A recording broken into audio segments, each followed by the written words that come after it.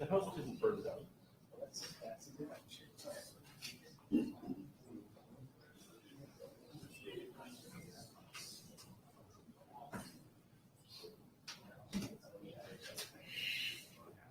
That's how we fix the things that way. I've got it.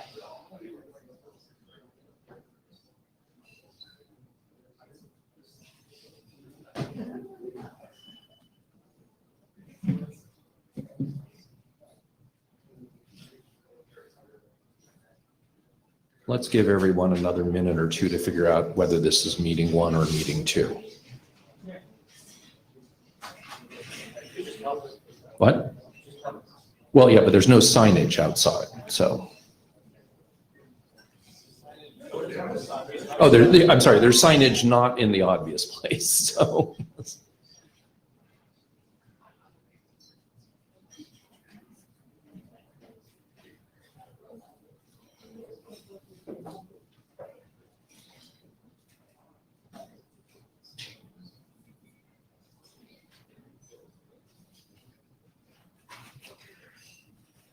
Okay, let's get going.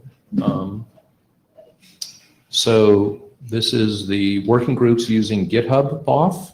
You can pronounce the acronym in almost any way that you want. There's Woof, Wugh, Wog, Wugh. Yep. I'm sorry, and these are just the English ones I'm giving you. So I imagine that some of the folks from other countries can give us additional ones. But this is the second meeting of the BOF. Our first meeting was a couple years ago. This is not a working group forming BOF. If you are here because you were wondering, you want to get in on the ground floor before it forms a working group, don't need to do that at all. Here, let me just flip us to the agenda. So we've got 2 presentations today, one of a new draft, which Alyssa Cooper and I have put together, and Alyssa will be giving that. The second presentation is Martin Thompson from an old draft that is well expired, but was one of the things we talked about a lot at the last BOF meeting. And then there's going to be open mic. And basically the idea for open mic is not just, I wish people would do this or that, or I wish people wouldn't do this or that, but more, what are the experiences in various working groups with using GitHub? The idea here is not that, GitHub, at least in the way we're thinking currently, is not going to ever be required for working groups. It's never going to be prohibited. It's a tool that working groups can use. And different working groups we know, and I'm saying the same thing I said at the last BOF. Some working groups use GitHub radically differently than others. So this is a way of sharing experiences, hopefully mostly best practices. There are some worst practices, or like this working group is doing this and we decided we really want to stop doing it and do something else. That's all very good fodder for the open mic. This is definitely an open mic whose intention is we want people to listen so that they can do better things in their working groups. We have a minutes taker, thank you David Lawrence. We have a Jabber scribe, thank you Dan York. We've got a couple people on Medico in case they jump in. I guess I'll ask, does anyone want to bash the agenda? But I sort of assume anything that would be agenda bashing would just appear in open mic.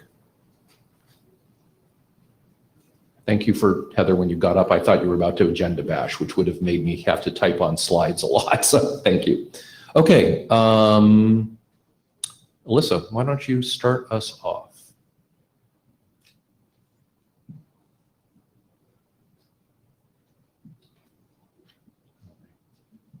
I do not like this user interface. Here, you can click. Oh, thank you. Oh, Oh, it just unfull screened? There we go. it's a very full screen. Or is that over full screened? So Paul and I put this together because it seemed. Thank you. Thank you.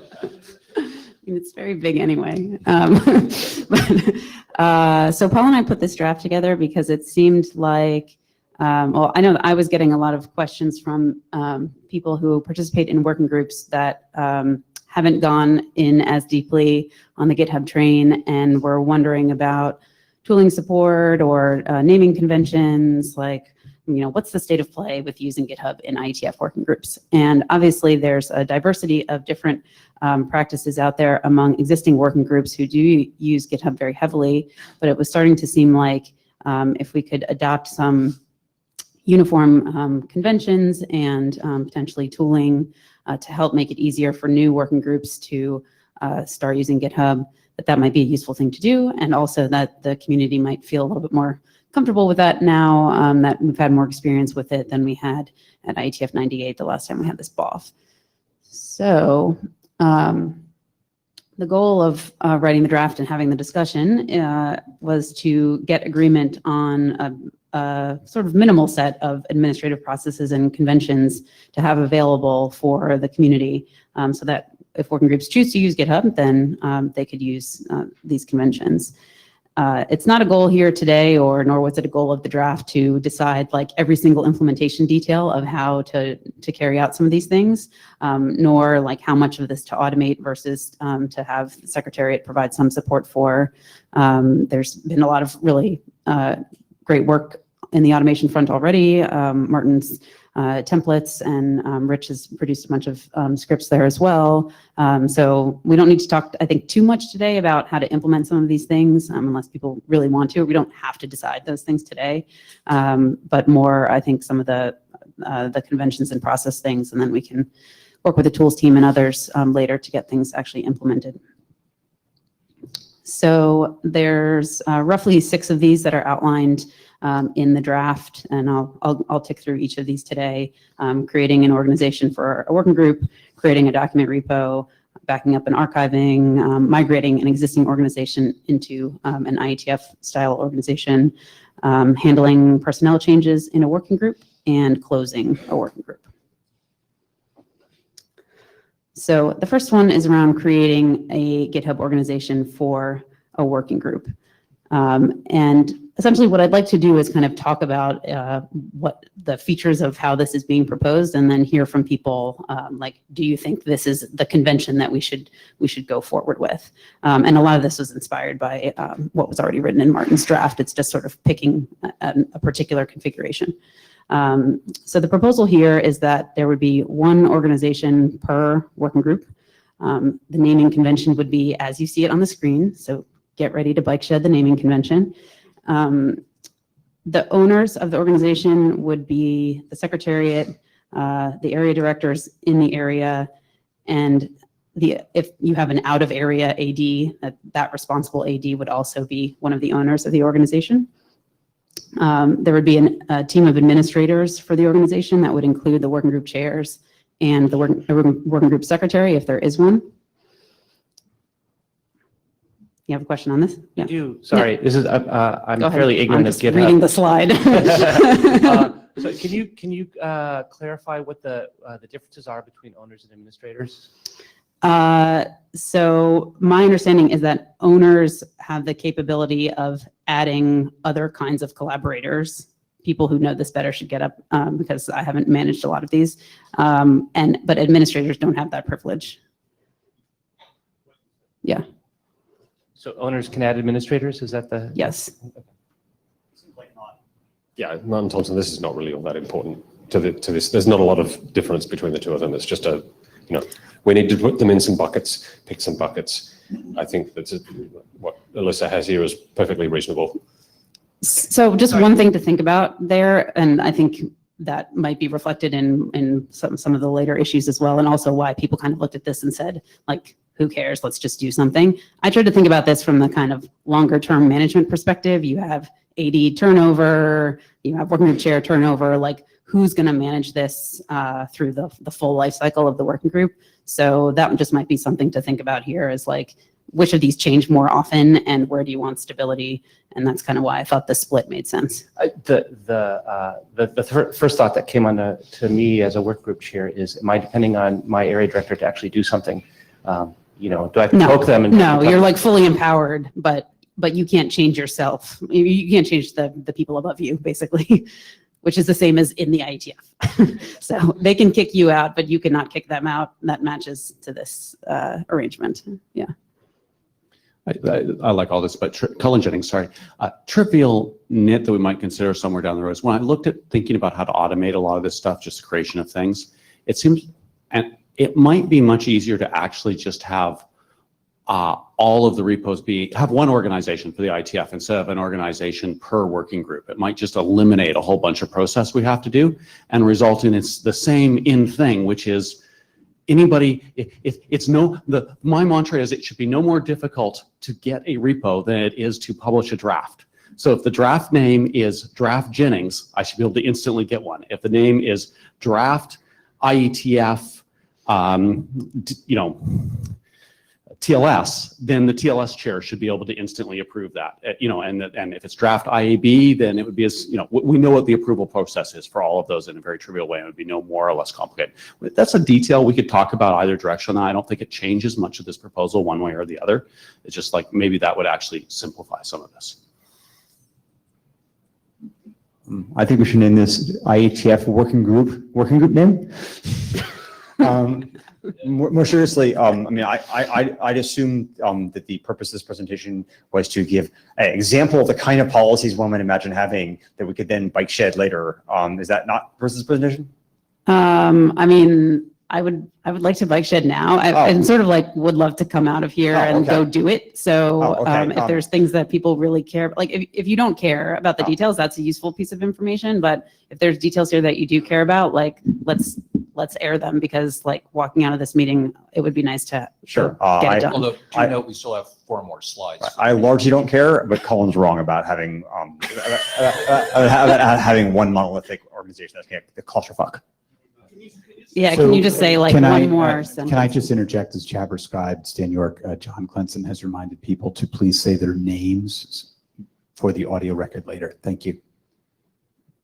Yeah, because then like every chair is an admin of the entire thing. So it's the same kind of problem we have with data tracker where like basically the access controls are screwed up. So I'm going to ask people to actually let Melissa get through the slides, because some of this might be on the next slide. Sure. We have plenty of I time. don't think any of this is on future slides. So Oh, I thought it was. There's one more point about this, which is that if you have one organization per working group, then you can also have the working group.github.io page list all the stuff for the working group, which is what everybody does. thanks. Brett Jordan. I think that having a separate organization per working group does work. There is some administrative overhead that we would need to be mindful of. So there are best practices with large organizations that do use GitHub, and there is a fence that people straddle. Some people say, yes, you do one org, and here's how you do that. I mean, there is prior art. So is that prior art written down somewhere, or even there's a good article you can point to us to? Yes. Great. Can you send those to the mailing list? Because I haven't found those. Yes. I bet that this has been done. Yeah, this is well done and well documented. Great. My only concern is there's a little bit of a barrier to entry in using GitHub. And I think we need to be very cognizant of that. I mean, working groups as they are now can sometimes be incredibly hostile and turn people off anyway. And if we get to, I wasn't going to go there. I was there. That's why I said. Oh, I was there too, and it's a joke. But GitHub is really awesome and great if you know how to use it. But the fact that there is not UI tools where I can, write stuff like in a Google Doc and have it automatically go into, GitHub there is a barrier to entry, and we need to be very careful that we don't cut people off. So. Yeah, and again, the idea of this is not to force it on anybody. It's just to like make this available for people who do want to use it. And we can skip the conversation about the barrier to entry of the existing tool set for authoring and publishing drafts, which is well, I also understand that, and as a new author coming in, yes, it is interesting, but we just need to be really careful that we don't turn people off. And if we go down this path, then it's highly likely that it's going to be ubiquitously adopted across the organization, which could be really good, but we need to be really careful. There's few things like this that are ubiquitously adopted across the whole organization, for better or for worse, I think. Yeah, so Martin Thompson, I think I agree with Eka to a certain extent. I think what Cullen suggested here was interesting, but if we look at the principles that we need to keep in this and how you might implement those principles, this is the conclusion that I got to. There's a certain value in having a degree of autonomy on the part of the working groups. The working group chairs do need to be able to approve new repositories and manage users and assign people to groups. And one of the things that gets kind of unwieldy in a large organization, particularly with a large number of drafts and a lot of things coming in and out, is those things don't happen. And so realizing, of course, that it would be easier to do some of these things if everything was bundled together, what we probably need to do is concentrate more on making the processes for doing these things a lot smoother. I've got a little bit about this later on, but I think that this is probably the balance that we're looking for right now. Mark Nottingham, please don't put it all in one organization. That I think is against the culture that we have here, and that it, like Martin was saying, you don't have the autonomy for the working groups. It makes things a lot more difficult to fit what you're doing to an individual working group, besides the whole GitHub pages issue, which I think is an important one as well. I think that when people bring that up, some or many of the concerns that they have in mind when they do that could be addressed with other tools. So if we collect better metadata in the data tracker to more intelligently link into GitHub at the appropriate places, the W3C has a lot of practices around there where they build whole tool chains around it. And you put a little file, like a dot file in your repo that contains a bunch of metadata, and then you scrape that, and then you can build lots of interesting views of what the working group's doing based on that.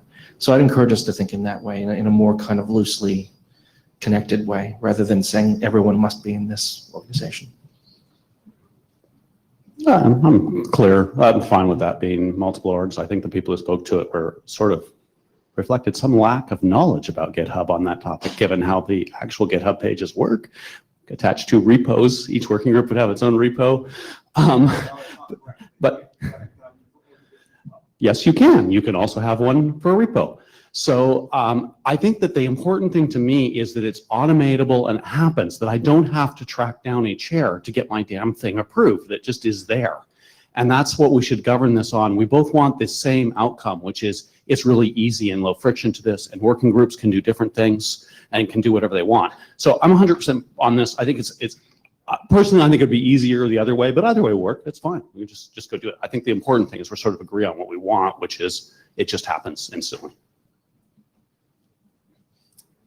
So Martin Thompson, I'm going to talk about something a little different now. So you've got a couple of points here on the data tracker support, and I think that this is about the right level. One of the things that I want to avoid doing is building a whole lot of bespoke tooling that sits in data tracker on top of this, that you have to go through that tooling and those processes in order to get any of the benefits that we're talking about. One of the things that I like about the current arrangement that we have, it's very much permissionless. I can spin up a repo on my own, under my own organization, and publish drafts and manage them there. And it doesn't require too much involvement here.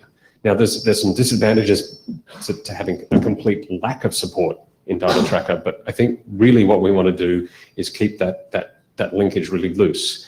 And I liked the idea that Mark had, which was, well, once you have the linkage into the repo, maybe the repo tells you about itself rather than building a whole lot of meta information in the data tracker and all this and some other things. So I'd rather look at that as a design philosophy that we have here. Because one of the things that I've noticed is that the data tracker is this unwieldy thing that's a little opaque, and it's a bit difficult for people to contribute to that. Whereas if you put things under their own control, then things just work nicely. Yeah, I've been sort of thinking of it as like, because you already need to use the data tracker interface to instantiate things in the first place, like when you're chartering the working group, right? So like naturally that would be a time where it would be useful if you could have this automatically created at the chartering time, and you have to use the data tracker anyway. But otherwise, like having things incoming from the repo makes a lot more sense. Yeah, I guess I want to sort of slightly resist this last bullet about org value creation. There are basically two tasks that require administration, right? One is creation of organizations at working group time or other things, and the second is creation of draft repos for the individual drafts. I notice you don't say like whether you're going to have one draft per repo, but I think that is the right convention. I think we should. Good. So I guess what I would say is like, I know people love to like prescribe things at IETF, but like the Secretariat ought to arrange for, there's a button you can press that causes orgs to be created, draft repos to be created. And if they wish to do that by having data tracker support, then fantastic. If they wish to do it by having people do it by hand, but according to some script, then also fantastic. Like that's like a cost benefit question that like we do not need to get involved in as long as it appears to be the case that is automatic, that is relatively fast automatic from your perspective. Okay. Mark Donahue, just one more thing. In terms of the data tracker support, to me, step 0 in all of this should be for data tracker and tools to make sure that wherever a working group is not using the other stack of subversion and the track issues list, they don't appear for that working group, because it's very confusing for newcomers to come in and say, oh, look, source, there's nothing there for 5 years or whatever. If a working group is using GitHub, we should make sure that we don't have the other options visible. That's interesting. Thank you. I hadn't thought of that before. Okay, so yeah, we basically talked about the data tracker support items here, which maybe are a little bit debatable. And then the last one here was a suggestion from Mark that is, I guess, pretty widely used in W3C groups and other groups in the IETF, to also potentially have weekly notifications to the working group auto-configured, so you get to see the list of issues and pull requests that have come in the last week. Yeah. That the way this is Joel Halpern from Ericsson. The way that is phrased actually causes me concern, and I don't think you intend to. But the current IETF policy is that the place for discussing topics among the working group is the mailing list. And if it is not there, I have a problem because I am not in my normal workflow able to follow GitHub stuff. If for working groups I care about, I follow it a lot more than once a week. A weekly summary actually does not hit any useful point. Either there is nothing I need to know there, in which case I don't need to see it, or there's something I need to know there, in which case I need to see it a lot sooner than once a week. So I can't build a model that fits IETF practice for discussion of issues and practicality. So thank you. I think the motivation here was really to just be like additional helpful information for groups that have adapted their model such that they are having issue discussion on GitHub. And as we know, there's like a variety of practices here and well spelled out policies about when things come back to the mailing list and so on and so forth. I don't know where those well spelled out policies are. Right, they're in the GitHub repos of a number of different working groups that are all using this method. So That's all I'm not saying a well is, spelled out IETF policy. That's Joel, the point of this is not to harmonize any of those. Those are existing practices, right? This is not about like forcing that model on anybody or telling people this is how you do or do not have to do it, because there's like a really wide variety of how people are doing that right now. Some working groups are using GitHub and they have no issue discussion there, right? They just use it as like a place to stick a document before it goes into the ID repo. So all I'm saying is like, this is just meant to be like additional helpful information for people, not to dictate which one of those models that they use. Now you can argue with, you can say that these working groups that have gone off and done this, like this is inconsistent with what we're supposed to be doing in the IETF, but that's like a separate sort of policy discussion than this tooling thing, which is just meant to be a tool. even if that policy is consistent with IETF. Let's assume it is for the moment for discussion. I can't figure out any context in which that weekly email to me would be helpful. I just, But other people can. okay, Yes, I would like it to be. If I go on vacation, Then if you Come put back include in the later. document, and if you Occasionally it include in happens. the document an explanation of how it is useful, that would be helpful. okay, yeah, and this isn't even in the document because it came in as a suggestion afterward. You used the V word. I'm not quite sure what that is.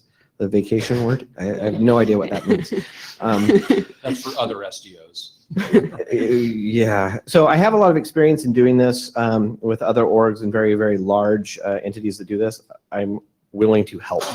And I think I don't care so much about the digests and whether stuff is done on the email list or where it's done in issue trackers or whatever. The thing is, we need to make sure that it's really easy and clear for people that are coming in that don't understand the spaghetti mess of trying to figure out where things are done and how things are done. I would be willing to share what I've done previously, and I would be willing to help make sure things are crystal clear and easy for people to understand. So I think we can do this. It just, once again, it comes down to this usability side, and we don't want to push people away because there's now an additional barrier to entry that they can't figure out. So. Excellent segue, because I'm coming into this as kind of a new What's your person. name? Sorry. Chris Lemons. New person involved, and the working group I was with uses GitHub and also uses the mailing list, and they do so inconsistently. And as a new person, I just assume, there's a GitHub repo, I can open pull requests, I can file issues, whatnot, only to discover after the fact that other people were thinking, oh, well, yeah, he's not having any conversation on the list, he's just ignoring us.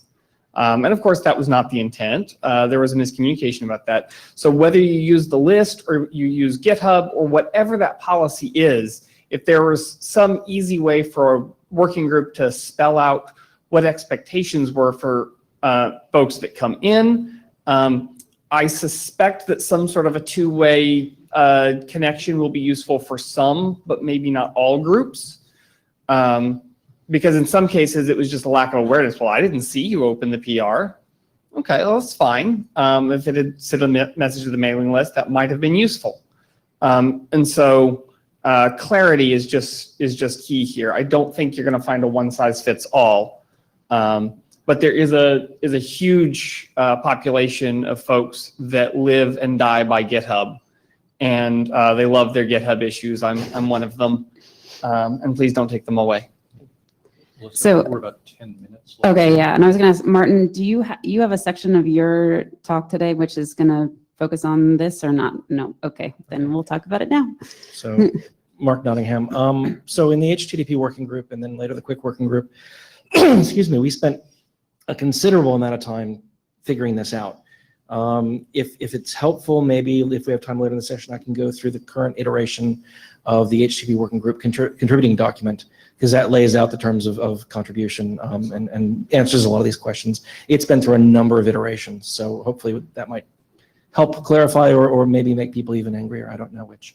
But regarding the mailing list issue, I just want to point out that I've had very similar feedback from people on the other side who say they cannot engage in a mailing list. They don't have time to do it. They're implementers, and they find it much, much more effective to engage in GitHub. So to a degree, this is really a cultural issue, and I don't think we can just say we have to do it on mailing lists, because that's excluding a lot of people. We have to come to some happy medium where everybody can participate in a reasonable way, but that might mean making some trade-offs. Well, I mean, I think that's true, except within the bounds of what we have established that we do in the IETF in terms of calling consensus and whatnot, right? Yeah.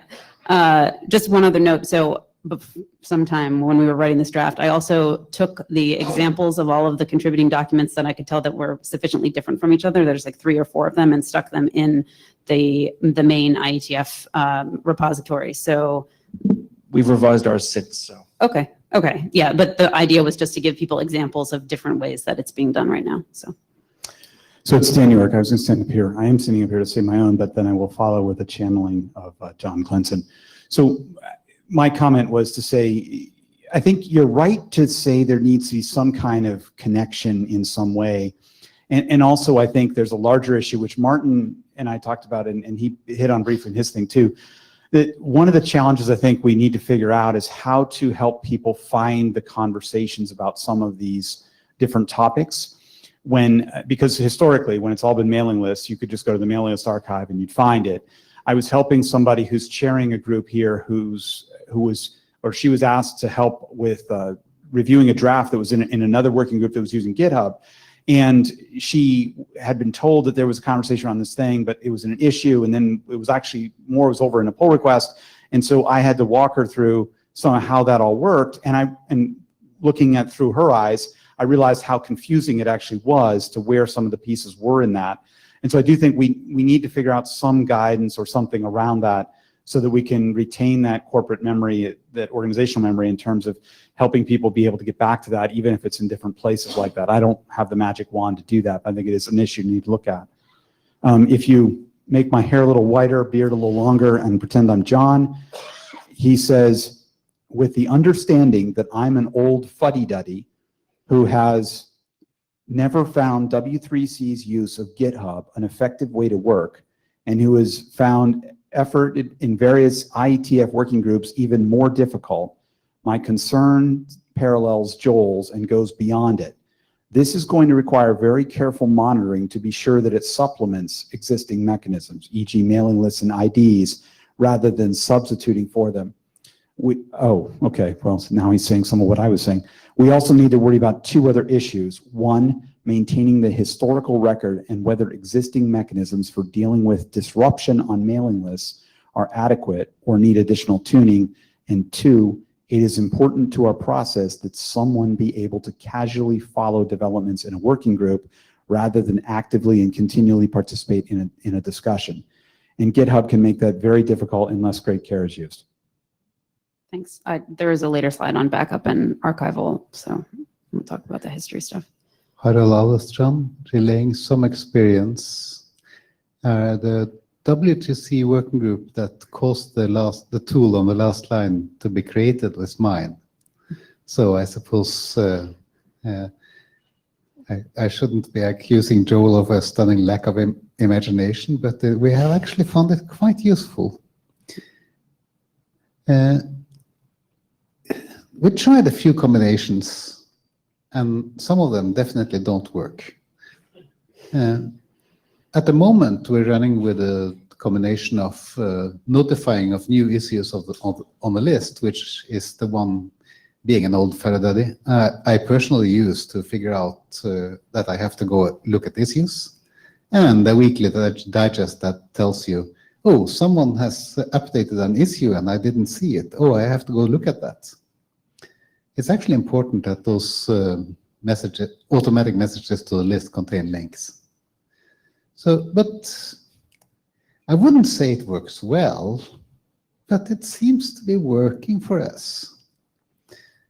Having a crowd of people, some of which wonder what a mailing list is, and some of us who wonder what GitHub is. So, yeah, it kind of works. We get things done, and weekly activity digests is one of the components that I wouldn't say is critical to make it work, but it makes it flow. Thanks. Eric Ving, just one comment and out of this slide. As a working group chair, I would be more than happy to use the tool, like you described. As an IETF author of 2 IPv6 only draft, I will be ashamed to push my draft on an IPv4 only system, though. Thank you. I'm glad you came to the mic. Yeah, that in. I did it just on the. Yeah. And the other point, when we push a draft there, will you have something like a Jarvis job checking with XML to RSC the syntax of XML? This is part of the tooling already. Yeah. Okay. Yeah. That's actually. Yeah. Yeah, Martin's stuff's got continuous integrate. Oh, sorry, Rich Sauls. Martin's stuff's got continuous integration builds, so that actually by the time you post it to the data tracker, you're guaranteed to pass, ID nits and all of that. The point I want to make is I think it's not that this is better or worse, but it's different. And as we're talking about, IETF participation dropping, right? We're below 1,000 this time around, and you look at the potential people on, the GitHub population. We really should be making an outreach and getting people that have never come before, and they can scroll through. Oh, look, here's an IETF. These guys are defining HTTP. I care about that. So don't be scared. Actually, this is a bullet point that's important that got missed, which is automatic setup of the CI jobs. That's actually probably the most unpleasant part of the entire operation.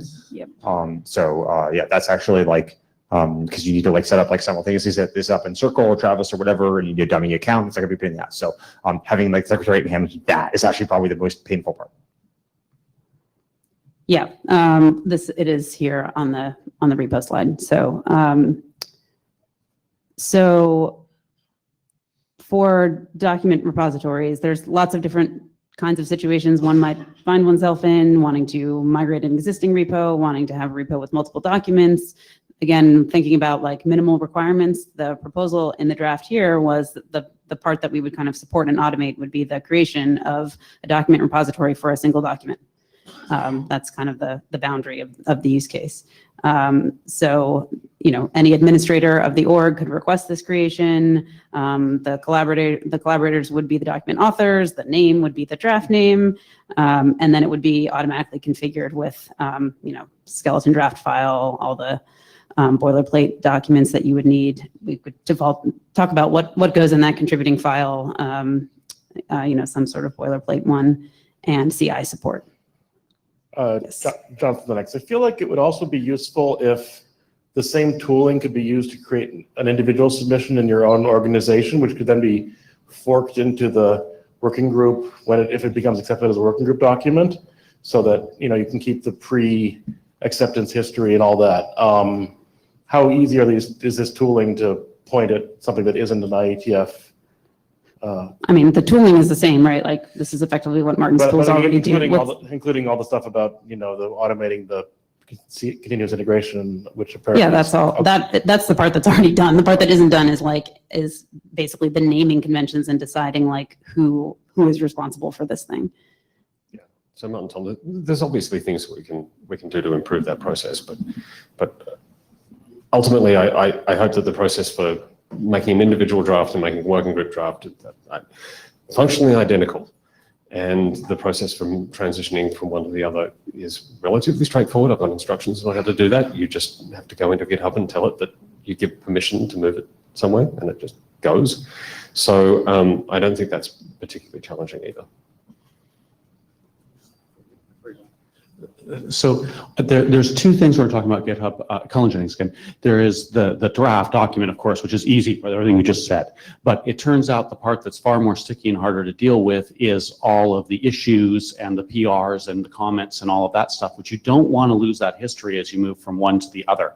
And I think that's, you know, again, was one of the things that drove my previous comments is, you know, how do we set this up so that the individual repos, you know, that all just happens and comes across. I think it's critical that we don't lose that however we do it. And everyone says it works just fine. Everyone has a view of how this will work. And as long as we did it exactly the way they were thinking, it would work just fine. But there's about 5 different views of what would work just fine. If you just read Martin's tooling, it makes it very clear. As Martin said, We've got just a few more minutes. Can we hold this until the open mic line at the end? Also, because we weren't actually even suggesting the migration bit, so Right. that would be. I mean, it might be very simple to do, but Sure. I wouldn't consider that to be in the minimal. So. Sure. Well, I guess what I was actually going to suggest, it might be easiest simply to have, just as we allow anybody to make an ID, to allow anybody to request the secretary to make their repo for their individual ID. And then everything will be very straightforward and we one integrated tool chain. Yep. Mm. So maybe this will be the last one that we do. The others are not a big deal. So, but I know that. Yep. I'm sorry, Daniel, could you go back to that one? Mm-hmm. I'm sorry. I guess maybe I too need that, how easy it is, because I create my drafts in my own individual repos.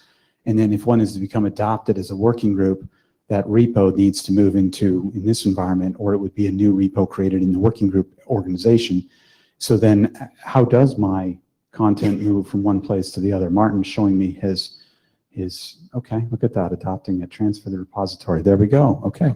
But this I think points to another point. I think as I look through Martin's materials, we do need kind of clear, concise guidelines for new users to GitHub or new authors about the way some of this works, because it's not entirely clear for people getting started in it. Yep, definitely. More on this? You can go back to backups. Okay. So I have something here. It's terrible due to various constraints. If we had fewer of those constraints, then this would be better. I've also got. Can you elaborate? So sorry. The process that I currently have for doing this is that every time you make a commit to the repo, it runs the CI job. And as part of running that CI job, it determines whether or not it's been enough time has elapsed since the last time it backed up. and it'll make a backup. Unfortunately, it collects too much information that's not really all that useful. It's in a format that's not particularly ideal, but it is still all there.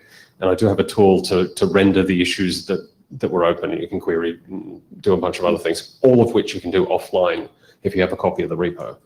So there's some advantages to this tooling, but it's also, I'll acknowledge, not exactly perfect. You don't get the full discussion history because crawling through all of that would take too much time. And it's also already quite big for Quick, for instance, but it's all there. So having a workflow that's similar to that would be kind of ideal, but there's a few things we could do to improve it. Okay. Go ahead. Actually, I've got an agenda bash, so I think I'm going to let you finish your presentation. And then Okay.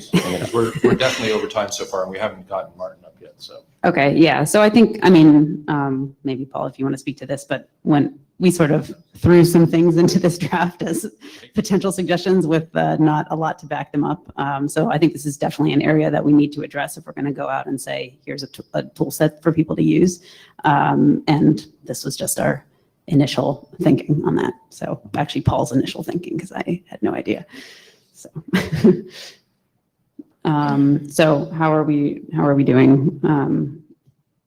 The last three are, again, these more sort of long-term, like if we have an existing organization, an existing working group that wants to like have its privileges and name adopted into this convention, that might be a good thing to do.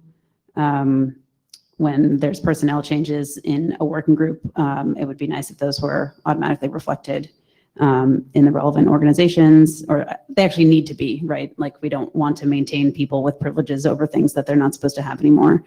So we need to mirror the organization that we have in the IETF in the GitHub organization. And then same thing for closing, right? We want to have some wrap up process, which is, consistent over time, so that we don't have repos sitting out there that appear to still be open when we've closed the working groups. Okay, so that was last slide. Would you archive the repos? Yes, So GitHub has the ability to explicitly archive them. not necessarily, but Well- we would make sure they were I would want. I'm sorry, I don't mean the sense of save a copy. I mean the sense of there is a process in GitHub where you press a button and it doesn't take any more input. But it keeps it there That's for a thought. reference. That's a thought. Please bring that to the list. And if that state is explicit, you can see it as a user. It's a good idea. Sure, if you want to agenda bash. Yeah, so I am, so in my working group, there's some folks who are using a private GitHub repo to work on a couple of working group documents. I'm kind of stalling doing anything with it until this makes progress. And so in the meantime, I've been kind of watching it a little bit, but I'm a novice GitHub user. So, but I'm sensitive to the comment I think that Joel and John raised, which is the notion of being allowing people to who aren't deep in the development of a document try to understand what the issues that are being discussed, so they can figure out whether they have any concerns or not. You know, it's one of the big values of what happens in the IETF is the cross-disciplinary contributions, right? And so we want people to be able to see that. And so I've heard some mention that there are tools and people have ways of doing with it. But I glanced at Martin's slides to see if it was already on the agenda, and it doesn't look like he addresses it specifically, but Brett said that he had some examples of that. And I think that that's actually, to me, that's a really important part of the story that I haven't really heard a satisfactory answer. And so if somebody has stuff that works, to address that specific point, I'd really like to see like maybe a short demo here, because otherwise I'm gonna walk out of this still uncertain whether it's a good idea for my working group. Okay. So if we have time on that, by the end, and someone can come up and plug in, that would be great. And there's a recording of Martin previously demoing it, right? From Yeah, last the meeting. last session I Yeah. did the working group chairs lunch, and I went through a bunch more detail. Yeah. I didn't think that really addressed I'm not deep into the working group, and I want to try to understand what the. Understood. I think there's some work to be done there. Yeah. Okay. So. I think that goes on, actually, that's part of it should go on the list of the stuff that we're talking about here, that we may need some tools. You should probably share with everyone. Well, I'm sorry, and I'm trying to get this, the slide didn't actually update. in the slides that are in the set, I actually have the URL for the mailing list, getting this going on the mailing list. We obviously have been hearing a lot right now, getting those things going on the mailing list ASAP, since we now have a large new group, list of things, I think would be really good. So I think one of the things that we need to make sure that we don't get confused about is it is true that it can be very hard to follow discussion on GitHub.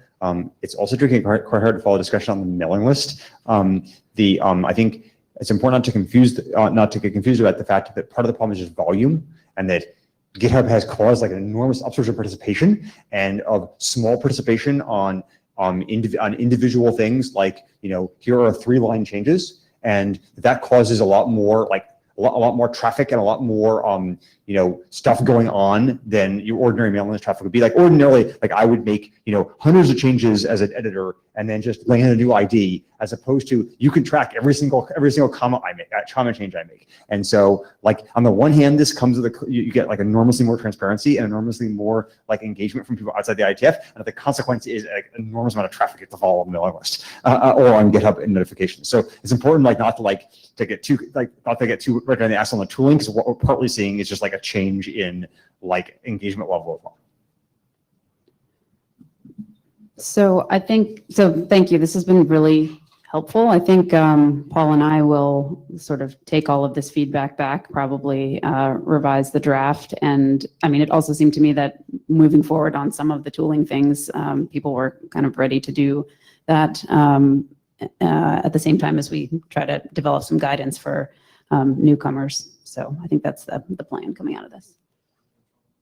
Yeah, I'm trying to right click, and this isn't a Macintosh, so therefore everything is wrong.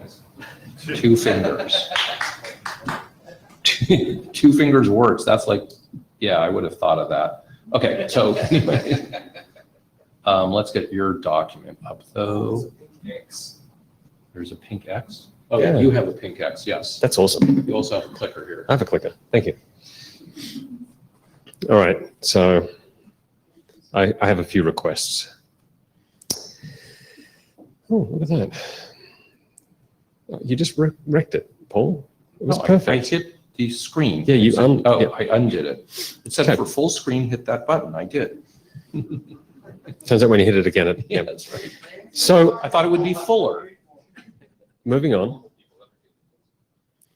The idea here is, I mean, Alyssa's thing is obviously here to just make the current practices that we have easier, and fix the things that irritate us, make all those processes that take a long time and complicated and error prone that much more streamlined. I'm also wondering whether or not there's some guidance that we can give to those people taking those practices, so that new people can take it into their working groups without having to relearn all of the things that we've learned over time. I think there's some good examples of working groups that have been quite successful at this.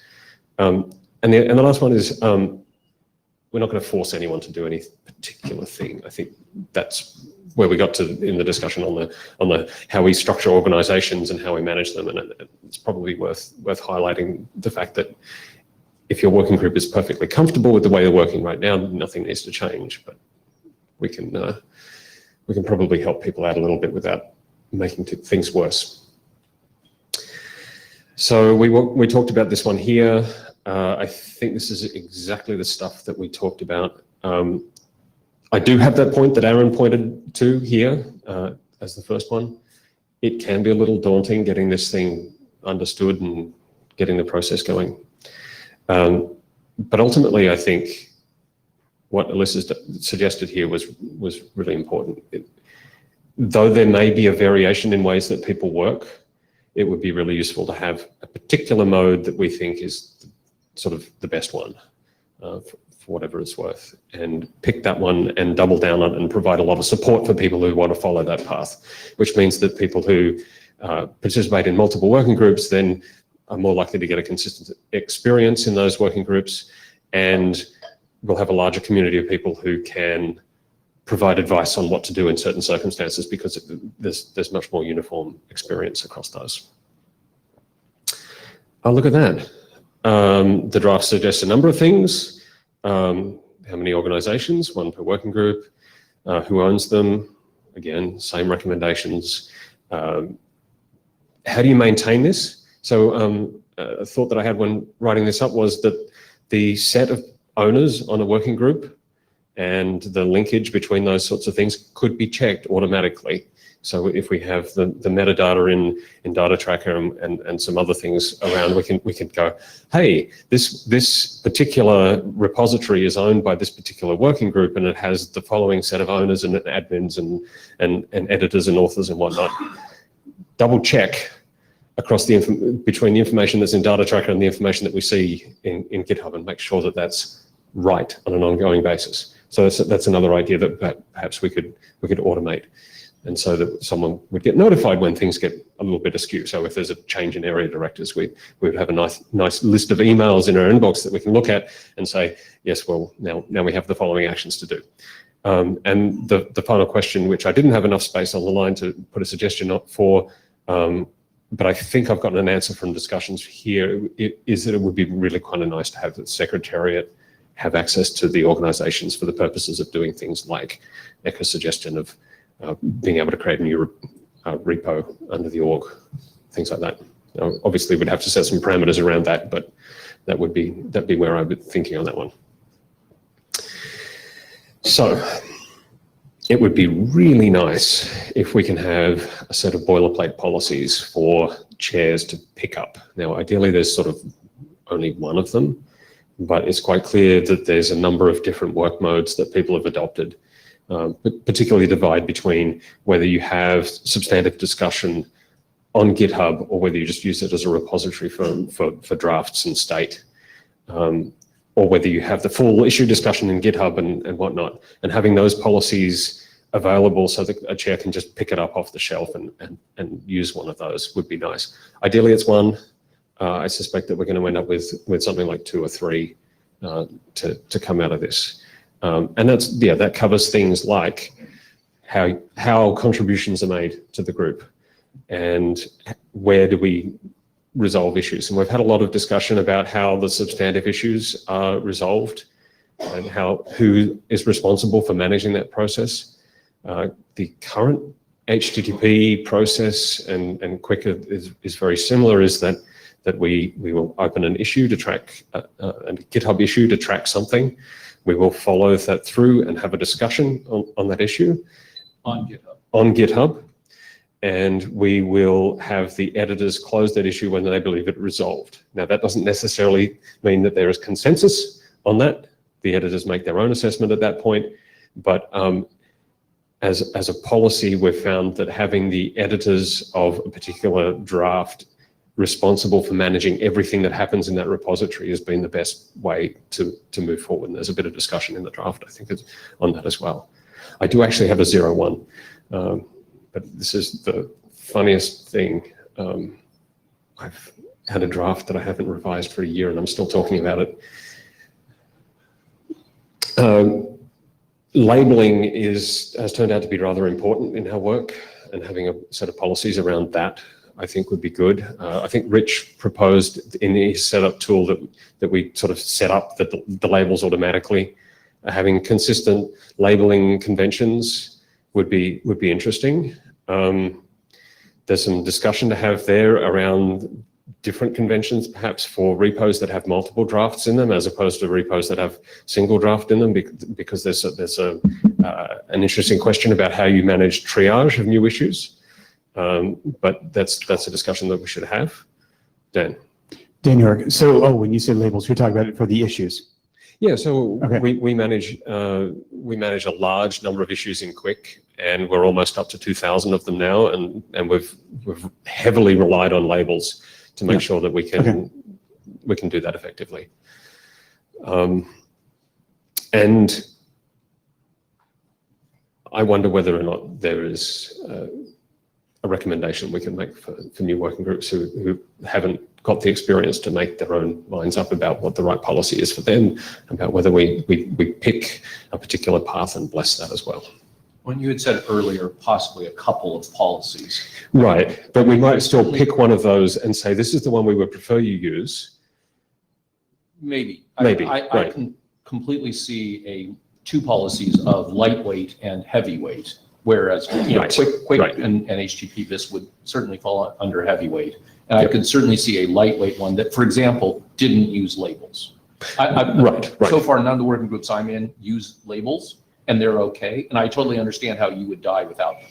Right. Yeah. So a lot of my personal drafts, I don't use labels on them either, right, for the same reasons. Yep. Yeah, so I would follow along with that is, having maybe a heavyweight or a simplified version would be really ideal. When it's great when you have conformity with labels, because then people coming in understand what is going on and what do they mean. When everybody has their own little pet peeve of what they want to do and what they don't want to do, and what color schemes or whatever, it's just madness. And you can look at this in a large vendor that produces, lots and lots of products. You have different repos, and when they're all set up individually, as a product manager, it is a nightmare. Yep. So, but I think we have to realize that there's going to be some working groups that are going to be very simplistic, and then there's going to be some that are like quick. And I think, this 2 to 3, as you say, I think would be ideal. And realizing like the label structure, we should follow that same view, right? If you're not going to use labels, great, you don't have to use them, but we're going to set up the bare minimum that you need to have. And maybe there's 5, maybe there's 7, some number. And then if you're quick, or something like quick, you're going to have, 15 or 20 or whatever they are, but we should define those so that there's constancy and, ease for people that are coming in. And that's my soapbox, is people coming in need to be able to understand what in the default form we're doing.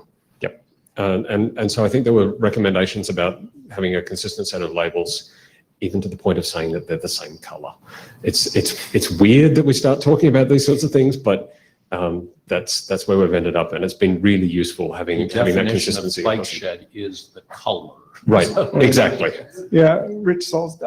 Yeah, I just copied what Mark, he goes along from working group to working group and replicates the structure, so I just scriptified it. Don't get caught up on the labels. It's really trivial to make a label, to delete a label. It's just a category for an issue. You can edit the colors. You can easily migrate all of what used to be called showstopper to resolve really trivially. So just don't worry about it. Yeah, there are good tools for that. Yeah. Mark Nottingham, I'd second that. We have evolved our approach to the labels almost constantly. Very incrementally, but there are some practices that go back to the very beginning, like each draft gets a label and it's yellow, and that it's just a nice visual clue. And yes, we're talking about color.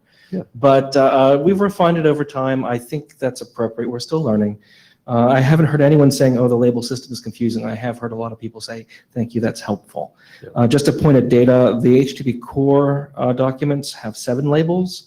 The HTTP extensions, which is probably our most complex repo because it's a multi-document repo, has 27 labels, and most of those are just identifying different documents. And the quick base drafts has 18 labels, of which one is unicorns, exclamation point, offline, we should talk, Martin, my editor. About the number of exclamation points, or It's a nice pink color. Yeah. As well it should be. So that sort of comes to the next point, I think. One of the things we've learned is that it's kind of important to use the mailing list to confirm consensus. Even one of the things that we found was that though GitHub attracts a lot of participation from a certain set of people, it doesn't capture the full breadth of working group participation. And so having that confirmed on the mailing list is hugely valuable, particularly when you don't go there all the time. So if you find that there's a lot of high velocity discussion on the issue tracker, the emails stand out a lot more and they get the attention they deserve, which I think has been really valuable in the discussions, particularly in Quick, where we've had sort of the really complex and meaty discussions on the mailing list. And that's given us the time and space that we have for doing that without really slowing down all of the high velocity work on, where the commas are and all those sorts of other things on the issue tracker, which I thought was really good. We also bring the bigger issues to the mailing list, even though they may have been completely resolved. If we think it's important, we'll surface that on the mailing list, and there's some advice, I think, in the draft that talks about this one. I talked briefly before about giving the editors control over the issues. One of the things we found was that having the editors close things and being able to do that was kind of critical to all of these things. Otherwise, you end up in these weird states where you have to use labels to indicate things, and all the sort of things that the editors believe are resolved still get in the way, and it becomes really unwieldy. We do have in the HTTP repos a label that we use for particularly contentious issues that says this one has working group consensus, and the editors are told not to use that label because that's something that the chairs will assess. This is all part of the policy that we would want to build up in these things. One of the things that we found is that it's very, very difficult to follow the discussion if it happens on pull requests. And so we would advise people against doing that. One of the things that you find is that someone will make a comment on a change on a particular line, the discussion will spool off from that particular point, and then the PR will be changed and that disappears because it's attached to a line that's no longer being shown in the diff, and it gets really confusing. And so we've tried to steer people away from pull requests as a venue for discussion. These are just little lessons that you pick up over time that I think we should probably write down at some point. Brett? Yeah, I was going to bring up on the pull request too. That is an issue that I've seen over the years. And then also bringing stuff back to the mailing list. I think it's really important for editors, authors, or chairs to summarize key things that are going on. So for organizations, whether you're in this one or you're in other organizations, and you use GitHub or you use Slack, sometimes you get to a point where you have 200,000 messages that have gone back and forth, and people cannot keep up. And it's a few key people that are bickering back and forth over some semantics or normative prose. And once that has kind of gelled amongst that group, it is imperative that the chairs or the editors, authors, bring that back to the list and do a summarization.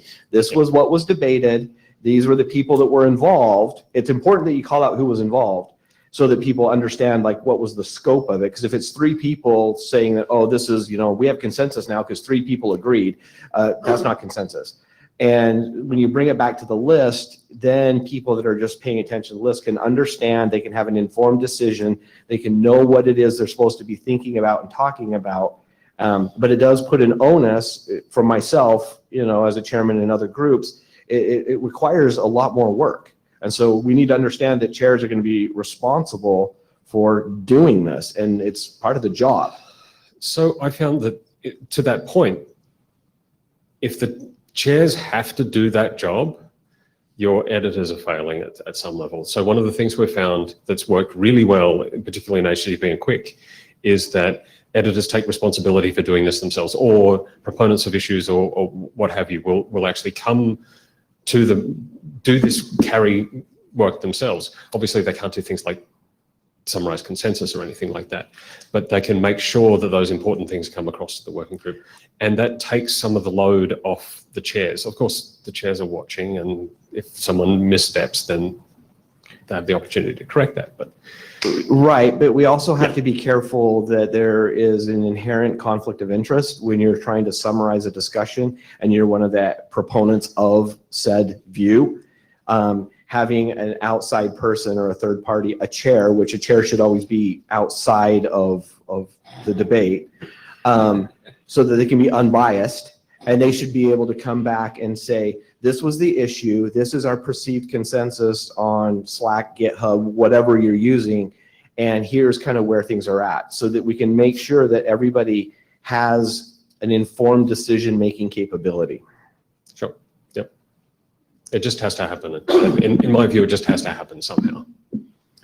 Ben Kadek, with respect to the discussion on pull requests topic, in unenlightened groups using GitHub, I've always found myself, when I'm looking at a pull request, trying to figure out what happened here, I just go through and click on your show outdated comments for every single entry.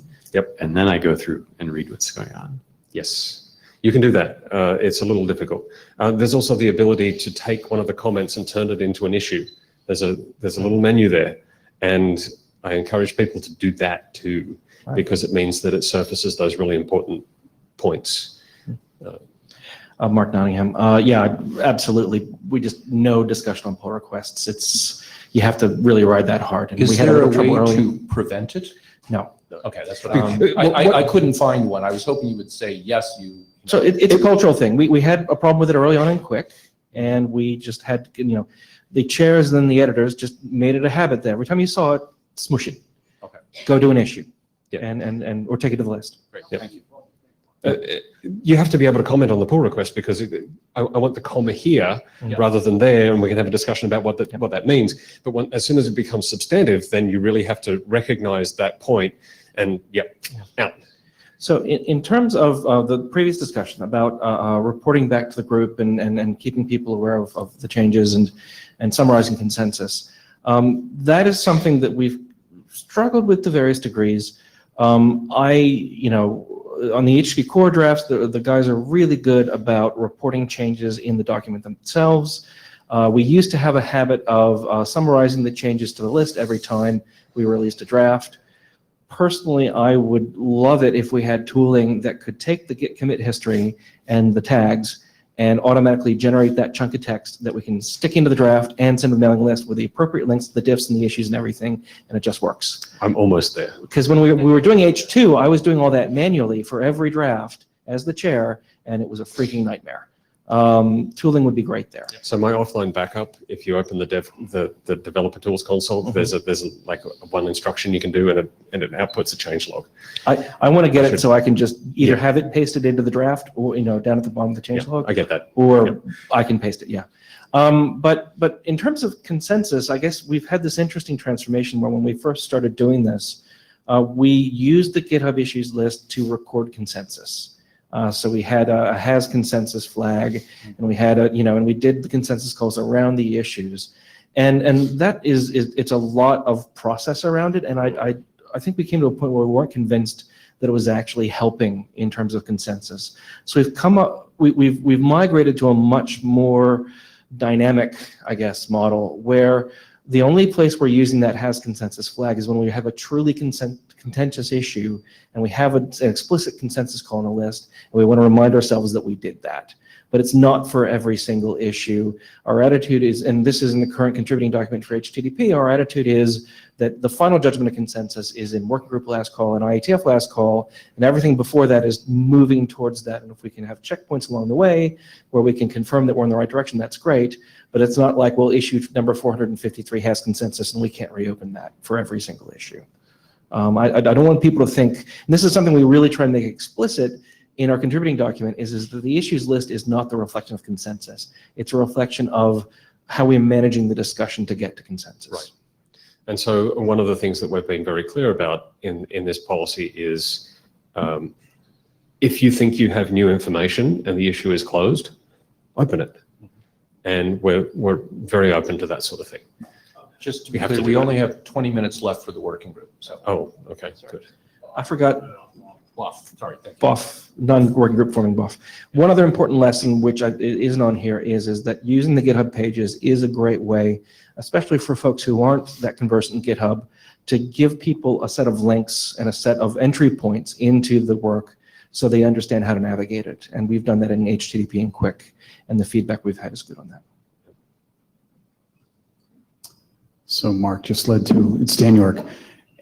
So Mark, you just actually led me to another point I was going to mention. But first, Martin, I think your point about in the PRs to be able to change the comments into issues, that's definitely the kind of thing we've got to capture and help to less GitHub savvy people to be able to work with in that regard.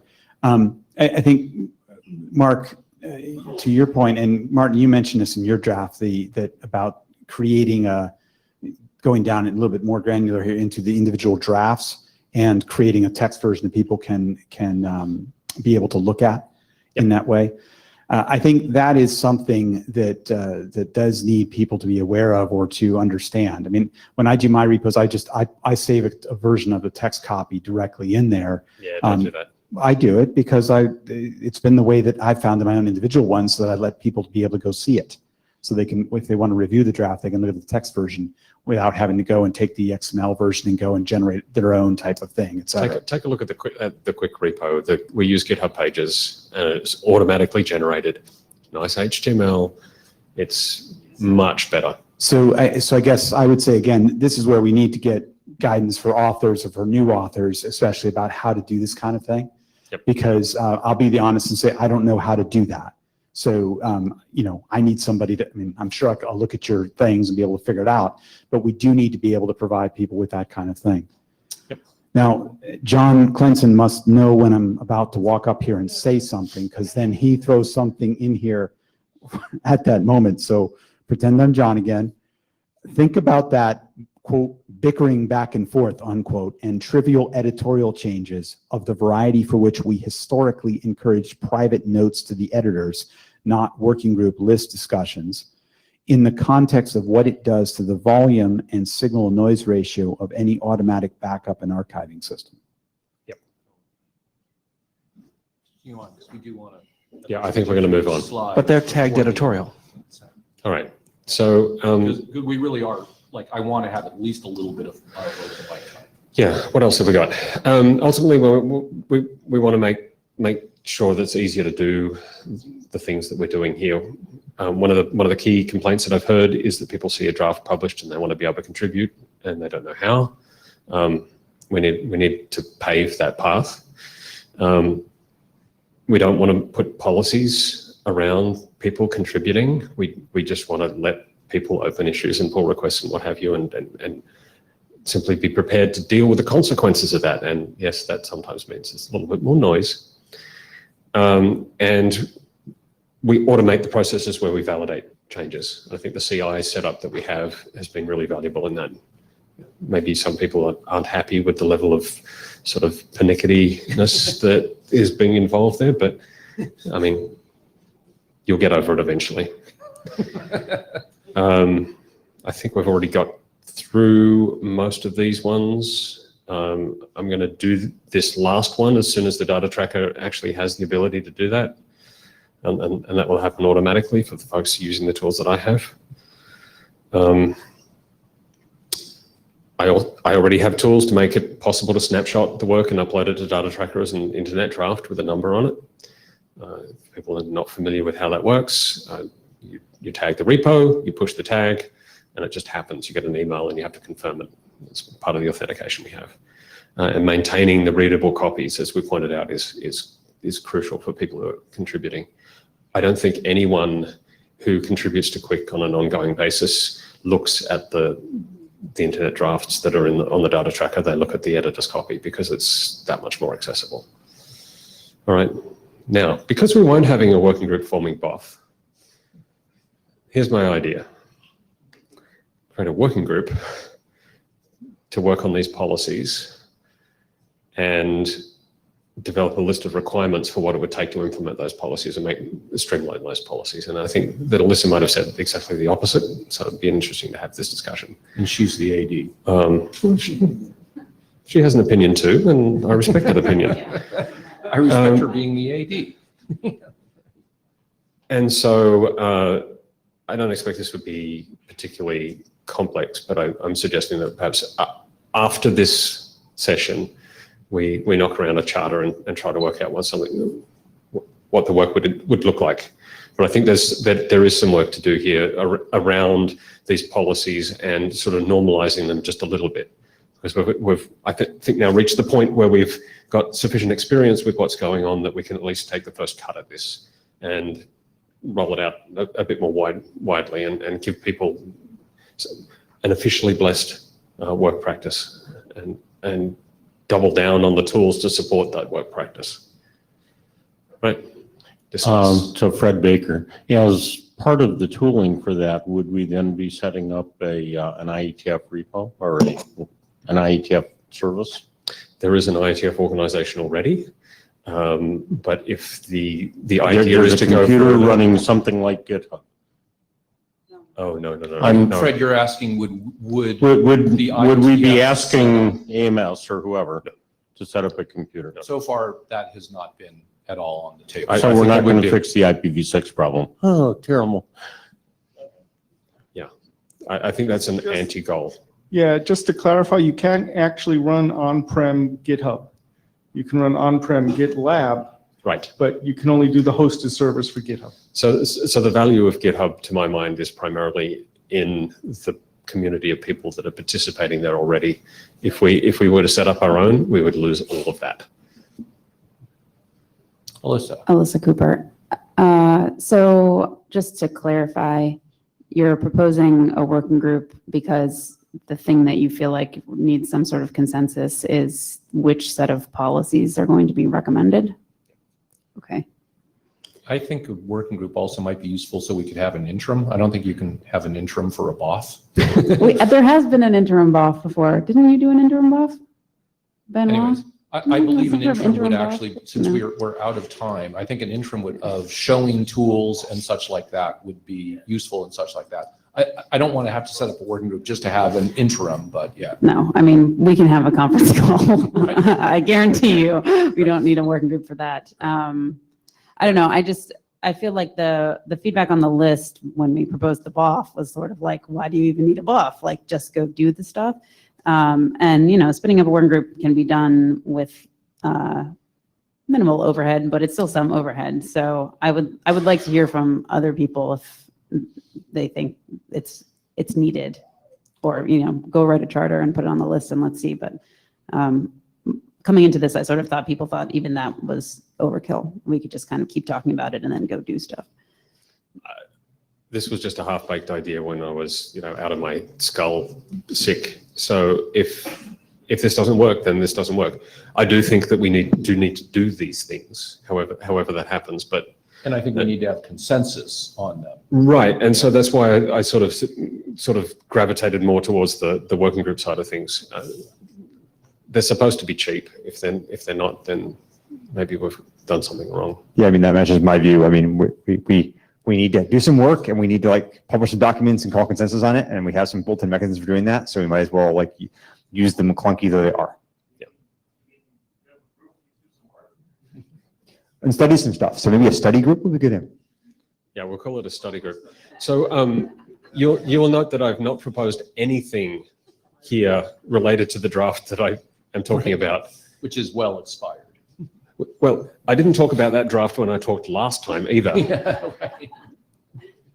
But still.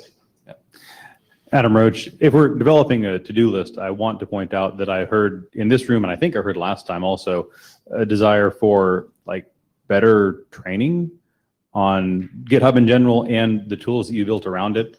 So I might encourage you to consider doing an edu session for working group chairs on a maybe periodic basis, if you're up for it, that walks people through exactly, it's like, this is how you would get the tools, here's how you would create the repo, and I'm going to walk through creating a sample document and sort of show you which buttons to press to make I this happen. actually did that 2 or 3 years ago, and the mic line was similar to this one, which is every slide had 12 people.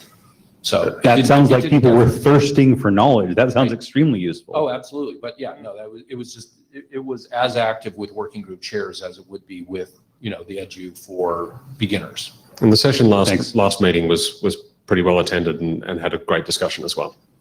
Right. I'm thinking more from a training perspective. These have been exploratory, right? Yes. Sure. This can be open mic. I'm going to go sit down. All right. I'll leave this here though, unless Paul. No, go for it. Good, and I'm the first in line for open mic. Leif Johansson Sundet, has anybody thought to ask the tool team what they think of this? Alyssa, you're anybody. Alyssa Cooper. Yes, in fact, the tools team is coming to the microphone right now, so maybe I can just let him answer. But yeah, we talked to Robert about everything in our draft at least. So. Oh, and in front and behind. Actually, I just hit the button for Robert. So, Robert. Yeah. So we're paying attention. Okay. Thank you for paying attention. So, Henrik Levkovitz. So it's good that Robert was aware of this. I wasn't. So there is maybe a bit of lack of liaison here anyway.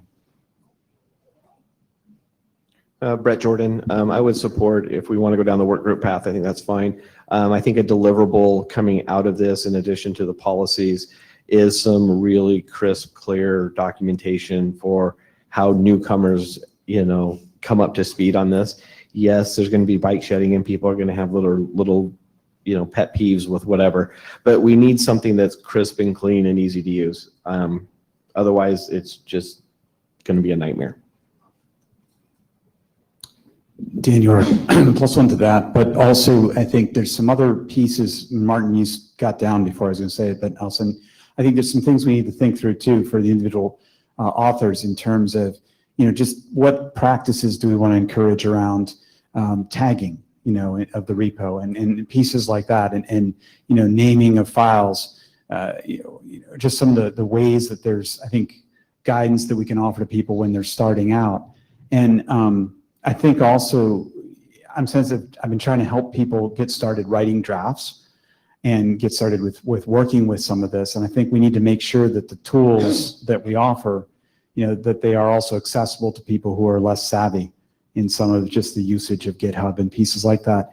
And I think one of the other parts we have to look at too is how do we give people the ability to go and do some of the things they're used to doing, like in data tracker pieces around, for instance, a diff across different files that are in a or different versions of things. Again, to Brett's point, some of that is education and development of the right tools and pieces like that. Martin Nottingham. To the education question, yeah, I think Martin's tools are amazing in their capability, and the one place where I think they fall down is in documentation, and we've talked about this before. I'm willing to help out to improve that and hopefully reduce those queues. Yeah. So let's actually put some work into that.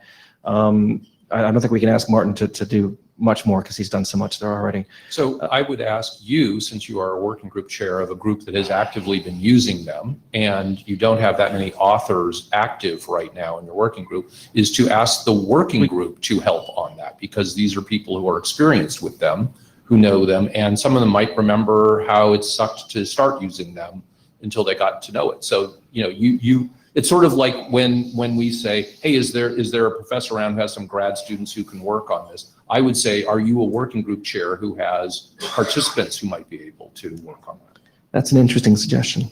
I don't know how I'm going to make that request to my working group members. Well, I can't, because you know that I've run away from your working group multiple times. So. Yeah. Which one are you talking about? I'm a little wary of adding. I think we have to be careful to make sure that what we put in these documents is advice and not hard requirements. And we have to be careful about the advice to make sure that it's actually helping. Mm-hmm. When you get to the level of choosing tags for people or document names, at some point the volume of documentation is going to overcome the reader, and that's where I think we need to cut it off, if not far we before. actually have the current editor of the Dow in the line, so. Okay. Jonathan Lennox, I feel like there might need to be more attention paid towards the end of document lifetimes. I was just going to look to see, I'm still perfectly able to submit issues of pull requests on TLS 1.3, which I imagine would not be appreciated. And the contributing section still says this is how you submit pull requests. Mm-hmm. We absolutely. I have gotten 2 of those in the last 3 months on documents of mine. One of which was an auth 48, but one which was already. Yeah, and then I think the people from the open source community are not used to think projects which says this is done and will not be looked at before 5 years from now, if ever. So there needs to be much clearer thing of saying this is done. We might take it's smaller radigo here. Otherwise, sorry. Yeah. Okay. Great. So we only have 6 minutes left. I want to make sure that Alyssa, who's at the end of the line, who's also the AD, gets the last word. Niels de Noover, University of Amsterdam. In Alyssa's draft, it's mentioned that the GitHub API might possibly allow the backup of issues. Yeah. Maybe we consider that being a must and bringing that in so that we have. Yeah, so the only reason it says maybe is I saw the documentation there. I didn't try it. And so like, if you say I'm doing a backup and you never test it, that's not good, but I will test that. There's a tool. So Dan York, yeah. So Mark, my comment on the tagging type of thing was because I was working with somebody trying to do a review of a draft, but because versions weren't tagged in that way, there wasn't. Now maybe the answer is that everybody should just use Martin's tools. Okay, and so maybe that is the thing that we do. Just say that, but for people who are not, and maybe that's the best practice. We just say everyone does that. But many other people are already creating their drafts out in their own repos. And so now you go to try to. But another best practice is go back in history and add tags to the places where you have drafts. Right. Yeah. The versions, that kind of thing. Yeah. So Martin Thompson, I think that Jonathan's right that the end of process, that we don't really pay enough attention to that. Right. Because we're used to an RFC being published and then we all go whoopee, so yeah. Right. But I got an issue opened on HTTP2 a few weeks ago, and it was great. So I'm not going to close the repo because sometimes that feedback is fantastic. And we're working on Quick now, and there's some parallels there. The issue was a genuinely interesting thing to be considering in the context of Quick as well. And so having missed that would have been a mistake. And of course, we're still collecting issues on the HTTP core specs well past the point that the RFC was submitted. So I don't want to go that far, but having some process that perhaps checked when publication happened and sort of made sure there was a notice there that said this has been published as RFC blah blah blah, and with the proper links and what to do in that context. Maybe you can still open issues, or maybe we not. Yeah, so exactly. so that can someone put that on the issue tracker, please, so we don't forget that. Mark Nottingham, I'm going to double down on Martin's comment there. In the HTTP working group, we welcome issues on our already published RFCs. I think that this attitude that once it's an RFC, we run away and we don't maintain it is ridiculous. For live protocols, for things that people still have questions about, people are right now abusing the errata mechanism for that. And I think we need to have a discussion in the IETF about the life cycle of documents. That's not this BOF, but I really push back on the notion that issues aren't welcome once an RFC is published. Alyssa Cooper, yeah, I was going to get up and suggest people start filing issues instead of errata. So there's definitely a piece of work to do there in the future, not today, but I fully agree with what Mark said. I don't fully agree with the last thing he said before, which is why I got in the queue in the first place around naming, not labels. I don't know. I'm ambivalent about the labels, but I do think in terms of the document names and the repo names and the org names, I think that's a place where we could add clarity by having a policy around it. And I think it's confusing for people because there are lots of private repos out there and individual documents, and it's not totally clear because these things are not hosted on IETF.org. This is like this is the only thing we could do to make it more clear. Not the only thing, but a very obvious thing we could do is to try to establish a naming convention. So I think that's a useful thing to explore. So as far as the kind of wrap up here, I think this has been fantastic discussion. I was not really anticipating it because people seem super ambivalent on the list. I had told the minute taker, oh, this one will be easy. Right. There will only be stuff at the end. So yeah, I owe him about 2 at least, or 3. So, yeah. So that's great. I hope we can carry it forward on the list. If people want to start debating a charter, that would be a good thing to do. I also don't think we need to wait until the next meeting necessarily to do a training even, if that's something, that sounds like a desperate need. So that's something we can do as a conference call, or the kind of thing you were suggesting, Paul, or something wider for the whole community. Those things don't need to wait for the meeting, and then we can record them and point people to them in the future. So let's think about getting some stuff done before Prague. And please do it on the mailing list. One of the things I worry about is that all of a sudden this is going to leak to the IETF main mailing list, and then everyone's going to have the same opinions again and such. Please, we had a lot of really good mic line stuff here today. Please take a lot of that to the mailing list. If you have another draft, like if you were like, oh, these drafts suck, I have this other idea, write drafts, that's fine, since it's a BOF, it's not like draft limited, you don't have to ask the chair, because there isn't one. So please, let's keep this active. I think that's a pretty juicy topic, and thank you for coming.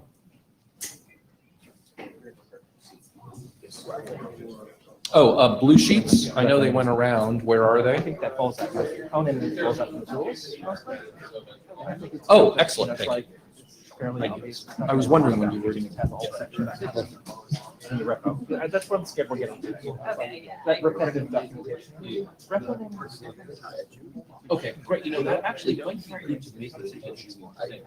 Yeah, I think so. Yeah, no, I think that's actually, yeah, and so I'm sure it will happen. Prague is in March. So let's think about how we do that. I mean, December's dead. January, I think this is still going to be pending, but if we do February, that would say so. Right now, it's still has all the instructions that are in the draft. The signal is.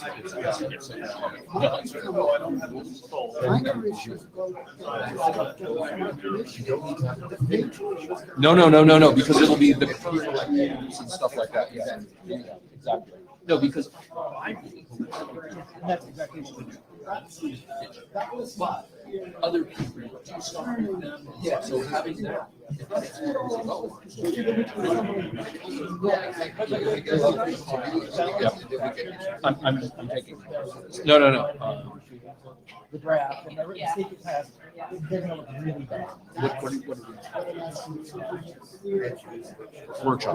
Yeah. We already have that. Yeah, online. Yeah, okay, sounds good. Good. My point was to. Yeah.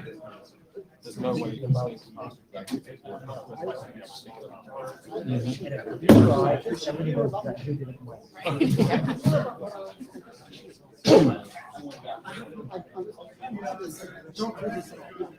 Really?